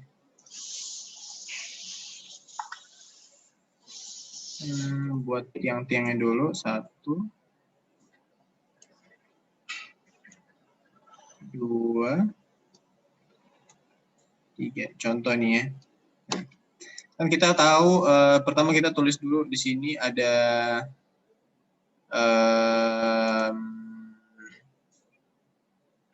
mana ya, lebih baik draw aja deh. Draw. Ini A, ini B, ini C ya kan? Kan kita tahu AB itu 250. Aduh, tidak kelihatan. Nah, ini dia. AB itu kan kita buat garis dulu ya, seret. Nggak terlalu bagus, nggak apa-apa ya. Karena ini kan pakai ini. Buat garis alasnya dulu. Nah ya, agak-agak mirip. Terus kemudian baru kita lihat ini 250 sampai 250 sampai 300. 250.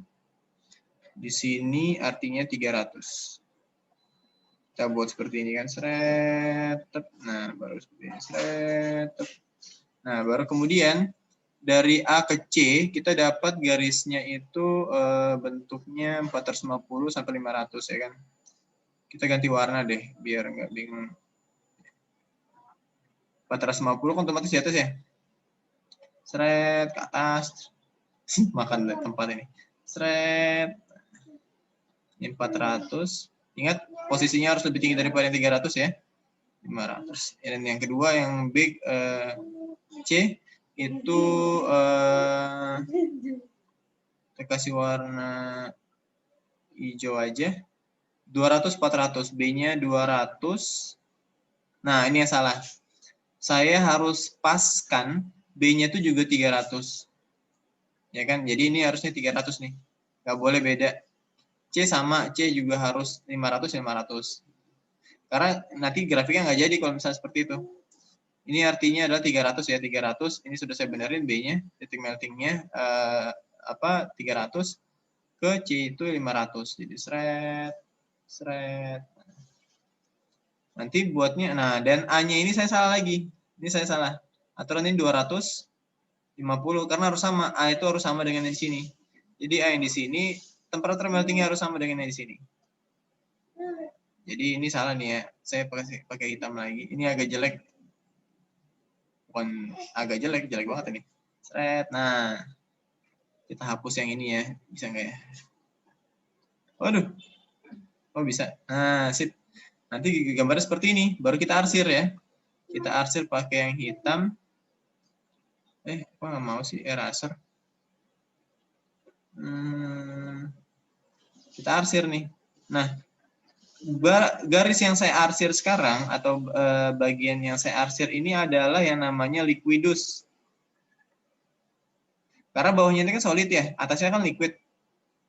Terus kemudian ada yang cekungan ini kan. Nah, cekungan yang ini. Teman-teman kebayang nggak ya? Kebayang ya, ini ada garis merah di bawahnya, garis bawah hijau, terus hitam, itu namanya solidus.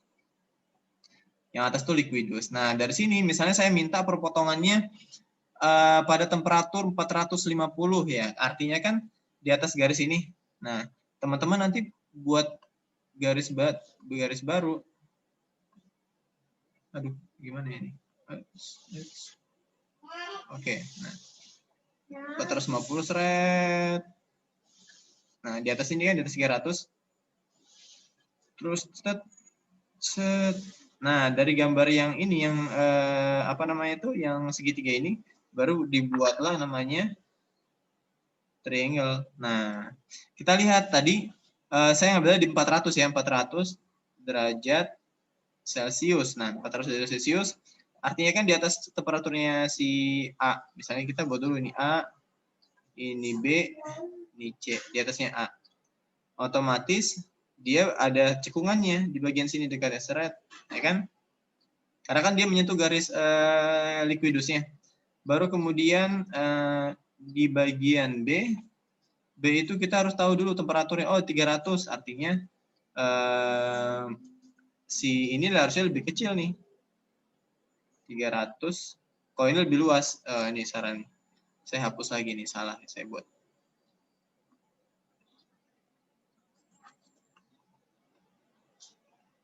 Nah, artinya lebih lebar set ini. Saya buatnya pakai ini. Warna hitam. Seret. Nah, terus habis itu ini agak lebih sempit. Karena kan di atas lebih dekat 300 kan daripada 200. Dari 400 kan. Baru kemudian yang B 500. Nah, otomatis dia cekungnya ke dalam karena dia terkena bagian solidusnya. Jadi cekungnya ke dalam. Saya bentar. Kalau ini kan cekungnya sini. Kalau misalnya ke bawah.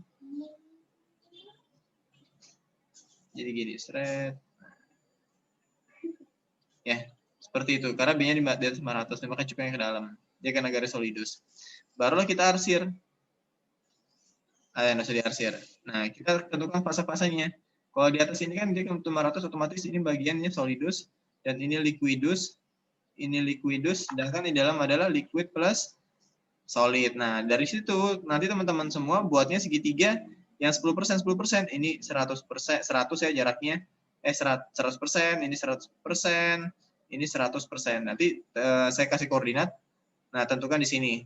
Misalnya di sini ya, ada titik dengan kondisi nama titiknya itu X, di mana A-nya itu adalah 10, B-nya adalah 40, C-nya adalah 50. Ini A, B, C. Nah, 10A artinya di mana? Oh, di sini. Terus kemudian B, nanti dapat titiknya, baru tentukan S sama solid dan liquidnya. Kita ambil aja jarak yang terdekat yang mau yang mana. Misalnya di sini ya, kita ambil jarak. Nanti dari segitiga tersebut kita bisa titikkan. Baru pakai rumus yang saya ajarkan di bagian awal. Per berapa nanti dapat presentasi solid dan liquidnya. Sampai sini lumayan paham cara buatnya? Pak, mau nanya. Ya. Itu tadi yang 400-nya itu dari mana ya, Pak? Putus-putus ya. Yang 400-nya itu tadi dari mana, Pak? Ini contoh misalnya material A temperatur meltingnya 400. Oh, 400 ini nentuinnya. Nah, yang ini ya. Nah, 400 ini nanti di soal. Buatlah ternary diagram dan tentukan dan pada kondisi 400 terdapat titik X dengan koordinat sekian. Tentukan solid dan liquidnya. Nah, kayak gitu soalnya. 400 tuh acak deh, saya ngambil acak, saya pengen tahu di kondisi 400 tuh bagaimana diagram fasanya. Fase-fase yang terjadi bagaimana. Nanti kayak misalnya seperti ini, saya skip dulu ya, ini mana? Stop share. Saya, tadi mana ya PPT-nya?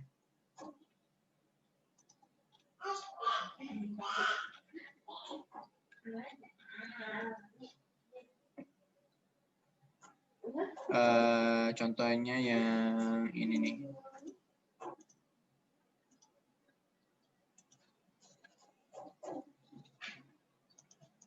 Nah, misalnya ini ya gambar ini. Nah, yang pada gambar ini kan, kelihatan nggak ini gambarnya?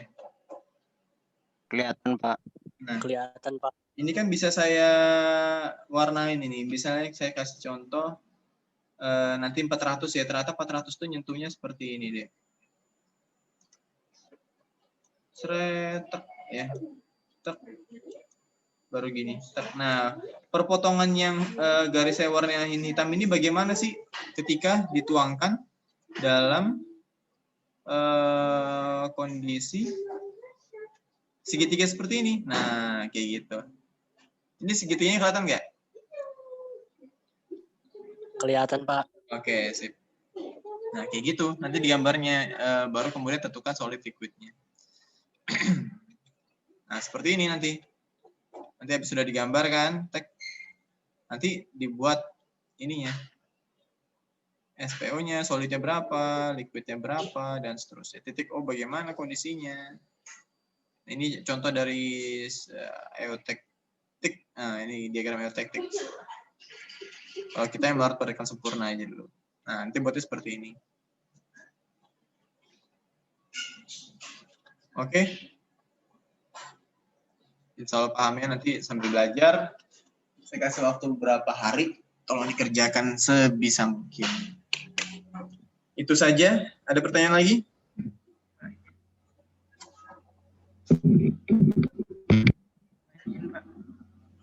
Halo, Ferdinand. Itu yang saya kurang mengerti tadi yang buat cekungan-cekungan itu, Pak. Nah, cekungannya itu kan curve itu kan seperti artinya adalah kan biasanya saya buat cooling curve dulu ya. Nah, cekungan yang di situ itu contoh dari diagram fasa melarut padatkan sempurna yang pernah saya jelaskan.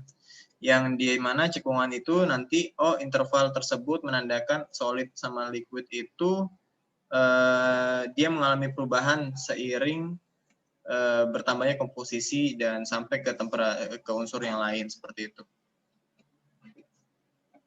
Cekungan yang mana maksudnya? Yang gambar yang segitiga tadi, Pak.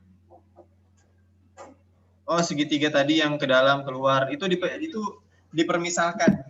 Jadi kalau misalnya dia ketemu garisnya bagian liquid, dia cekung ke dalam. Tapi kalau misalnya, cekung keluar. Tapi kalau misalnya cekung ke dalam, cembung keluar. Tapi kalau misalnya ketemu solid, dia cekung ke dalam.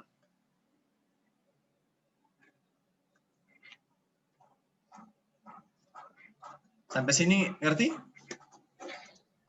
Saya gambar ya sama kayak Nanti cekung atau cembungnya itu ditentukan dari solid sama liquidnya, Pak. iya, dia kena kepada kondisi yang mana.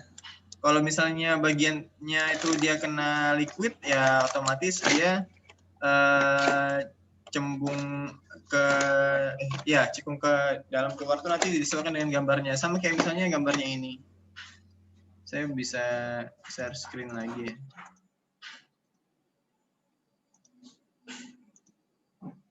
Nah, ini kan kalau misalnya teman-teman lihat ya. Aduh, saya mau gambar lagi. Nah, ini kan ada cekungannya. Ferdinand tadi ya. Nah, dia kan cekungannya ke arah sini kan, Dek. Seret. Nah, ya kan?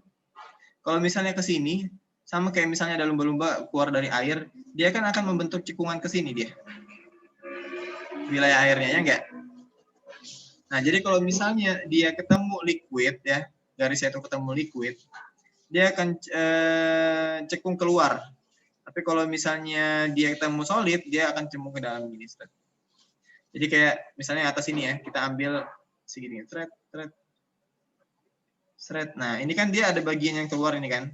Kalau misalnya kita buat segitiga, yang ini B, ini A, ini C, artinya yang B nanti begini, ya kan? Terus habis itu yang lainnya itu kan nggak kena apa-apa, ya udah kosong aja. Ini adalah liquid, ini adalah mana itu?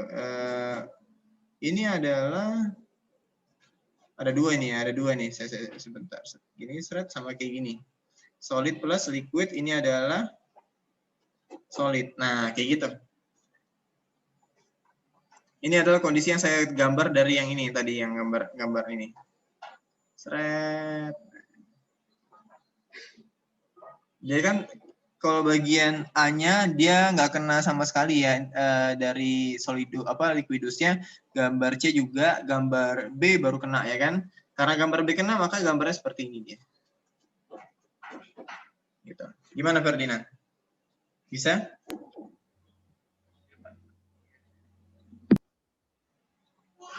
Halo? Iya, Pak. Terima kasih, Pak. Oke, nanti coba mengerjakan, nanti kita lihat hasilnya benar atau enggak. Tapi kalau benar, salah ya. Gitu, harus banyak belajar. Itu saja dari pertemuan hari ini. Kurang lebihnya saya mohon maaf. Wassalamualaikum warahmatullahi wabarakatuh. Waalaikumsalam warahmatullahi wabarakatuh. Waalaikumsalam warahmatullahi wabarakatuh. Terima Nanti kasih, Pak. saksikan di YouTube ya. Oke, terima kasih. Baik.